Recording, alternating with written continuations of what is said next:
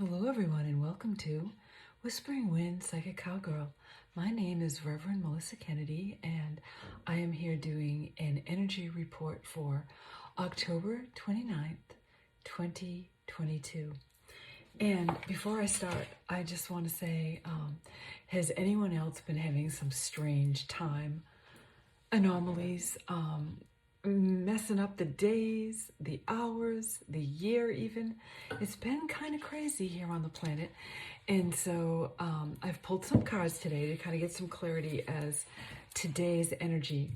And the first card that came through today is, we have 5 of Gabriel out of my Archangel Power Tarot deck. And the 5s in the tarot really, to me, speak about change. You know, what needs to change, what changes are taking place in your life right now. Where are you being called to step out, maybe to reclaim some power? And as you do that, are you embracing all of the changes, all of the things that are allowing you to get to your next best step? Because the more we fight change or stay in a place of not moving forward, the more unhappy we become. So the 5 of Gabriel, the 5 of Wands, is saying to us today, what's up ahead? You know, don't be afraid, release the fear, move forward anyway, take a baby step. You don't have to take 15 steps, you can just take one. See how it feels in that space for a bit, then take your next best step. The message on the card is a challenge you can resolve. Withdraw from the drama of others. Have patience with yourself and those around you. So yes, definitely I feel like this card today and today's energy is calling us within. It's actually a Saturday, so we might have more time to kind of think back on our week, on things that might have been challenging, and understand that that was then, this is now. It's time to move forward. It's safe. It's time to release that energy. Let it go. Take a deep breath. Hold it, release, and say, all is well in my world. Next, we had the Queen of Wands come in, which to me is a very celebratory card. But yet, you know, the Queen of Wands, she's worked hard to get where she is. She's embraced everything about herself, and she is connected with her passion. But yet, she still sits there. She holds everything that she needs. She's pretty much a wizard in her own world, like moving things around, knowing where she belongs. But yet, even as the queen, there are some things that she might still be missing. So she's still growing, she's still creating, she's still finding the wonder in her life. And that's what's so important, that even when you reach these high places and you know that you've reached them, always know that there's room for another upgrade, to level up, to get to the next best step. And I'm being asked to just look at the book for the Queen of Wands. And I'm being drawn to the mantra for this card. I fill my world with an intense light that connects and incites passion. So the Queen of Wands really is a woman of passion. She does hold a lot in her hands, and she does have a lot in that wand above her head. And the thing that I really loved about this card today, since it is October 29th, is Black Cat season. And I have a black cat. Absolutely love black cats. His name is Midnight. He actually is a stray. He strayed into my farm. And I actually wrote a story about him. It's in a book called Women of Spirit, but it's also on my website. And I just wanted to mention the black cats because they are very magical.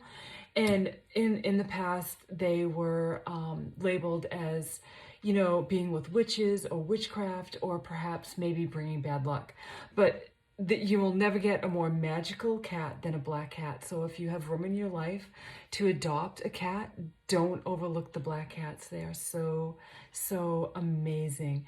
And they are clearing and protective, and just, they really do hold some element of magic in a very good way, not a negative way. And they are the cat that is most discarded, the cat that will most wind up in a shelter and be euthanized. So if you have room in your life and you're looking for a cat, don't forget the black ones, because they really are amazing cats. And I actually dreamed about this cat before he showed up at my farm. And you can visit my website, www.whisperingwindpsychiccowgirl.com. And on my blog section, you can read Midnight Story. And we're still writing his story as we go. He's still with me. He is my office cat. He is my house cat. He made an amazing transformation through lots and lots of spiritual healing and connecting. And he's just an amazing cat. Was meant to be mine. Was sent from the stars. I'm never gonna believe anything different. But anyway, so our third card for today's energy is Lord Ganesh. And I love this because, you know, as the queen, she still has some things to learn. She still has to be open to leveling up and her next best steps. Even though she is the master of her destiny, she's in touch with her passion. Lord Ganesh comes in today as the releaser of obstacles. And Ganesh has been coming in a lot lately with the energy on the planet, helping us to release things that are no longer serving our highest and best good. And infinite abundance also is the message. So Ganesh is challenging us because every time I connect with Ganesh, I have learned that Ganesh brings abundance, yes, but what do you place your importance on for abundance? Abundance is not just of the monetary value. Abundance is the people in your life, the connections, the plans that you have, everything that you draw into your physical reality that you place abundance on. Lord Ganesh comes in and he's helping you to identify those things and the really important thing. So he's asking you to just take a moment to pause and reflect and ask yourself, what is the most important thing to you? Is it really just money? Is it really just the big house, the big car, you know, a big Rolodex of friends, a lot of likes on social media, all the things that people put value on today? Is that really what's important? He's asking us to go within the heart space and reevaluate what you put your identity on as far as your abundance in this world. Where do you place all of that focus?